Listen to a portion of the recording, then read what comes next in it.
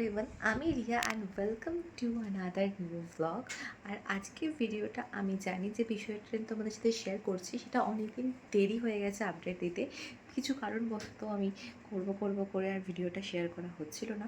তো আজকে যে ভিডিওটা শেয়ার করছি সেটা হচ্ছে রিশান্ত প্রথম যেদিনকে ওর নিজের বাড়িতে এসেছিলো সেই দিন ওকে কীভাবে সবাই ওয়েলকাম করেছিল সেই ভিডিওটাই তোমাদের সাথে শেয়ার করব। অ্যান্ড সেটা আমাদের কাছে খুবই প্রিসিয়াস ছিল, কারণ কি ও প্রথমবারের মতন ওর বাড়িতে এসেছিলো, তাও 4 মাস পর। 4 মাস নয়, 3 মাস পর, কারণ কি 2 মাস তো এনআইসিউতেই ছিল। তো চলো তাহলে ভিডিওটা তোমাদের সাথে শেয়ার করা যাক। তো আমি দীর্ঘ 1 বছরের মতন আমার বাড়িতে শিফট হয়ে গেছিলাম। তো বুঝতেই পারছো জিনিসপত্র কত এর আগে অলরেডি ভ্যানে করে পাঠিয়ে দেওয়া হয়েছে, প্রচুর জিনিসপত্র। রিশান্তের ওয়ার্ড্রপটা পাঠিয়ে দেওয়া হয়েছে, আর এখনো প্রচুর জিনিস নেওয়া বাকি রয়েছে। তো নিচ্ছি এক এক করে। অবশেষে সেদিনটা এসেই গেল অ্যান্ড ফাইনালি আজকে আমরা চলে যাচ্ছি। সো আই ডোন্ট নো আমার সাথেই কেন এরকম হয়। মানে আমার সাথে বলে নয়, প্রত্যেকটা মেয়ে যখন চলে যায় তাদের প্রত্যেকেরই কষ্ট হয়, বাট আমারটা একটু ডিফারেন্ট, বিকজ আমি আমার মায়ের কারণের জন্য এখানে অনেকদিন থেকে রয়েছি। এই মার্চ মাস আসলে সেটা 1 বছর হয়ে যাবে। সো আরও অনেক রিজনস রয়েছে।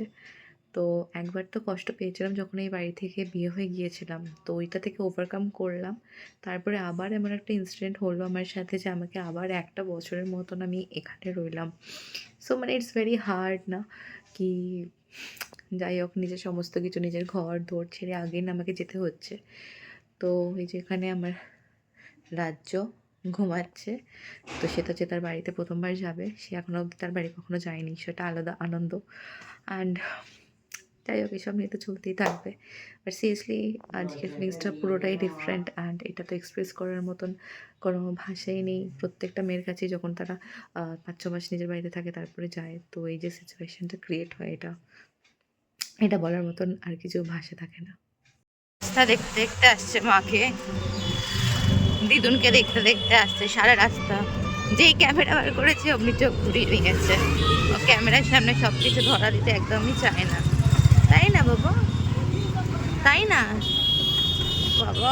চোখ আবার বন্ধ করে নিল, আবার দেখছে, আবার এই চোখ আবার তাকিয়ে আছে, তাকিয়ে আছে একভাবে, কন্টিনিউয়াসলি তাকিয়ে আছে। সারাক্ষণ দুজনের কোলে থাকতো, ওরাও বুঝতে পারে কোল গাছ, এগুলো বুঝতে পারে ওরা।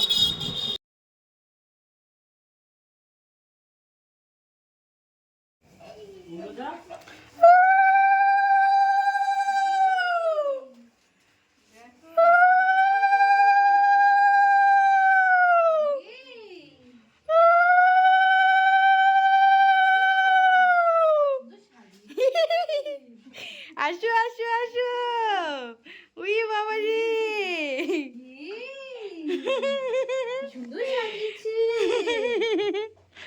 ঘরটা কি সুন্দর সাজানো হয়েছে, ঘুরে ঘুরে আবার ঘর দেখ।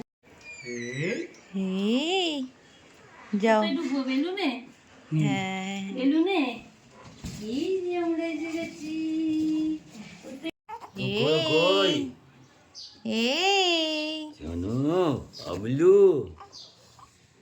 এবার এইটা খুলে দিলে মাথাটা। তো অলরেডি বেশ সুন্দর করে এখানে ওয়েলকাম লিখেছিল, ওর কাকিমণি ফুল দিয়ে ভীষণ সুন্দর সাজিয়েছিল, বাট আমরা কোনো রকম ফটোশুট করতে পারিনি। আর ঘরের ভেতরে যত বেলুন দিয়ে আর কি মানে সাজানো হয়েছিল সব ঘর থেকে বার করে দেওয়া হয়েছে, কারণ কি বেলুনটা ফেটে গেলে রিশান্ত ভয় পাচ্ছিল। তো ফটোশুটের প্ল্যানিং ছিল, বাট কি করা যাবে, বেটার লাক নেক্সট টাইম।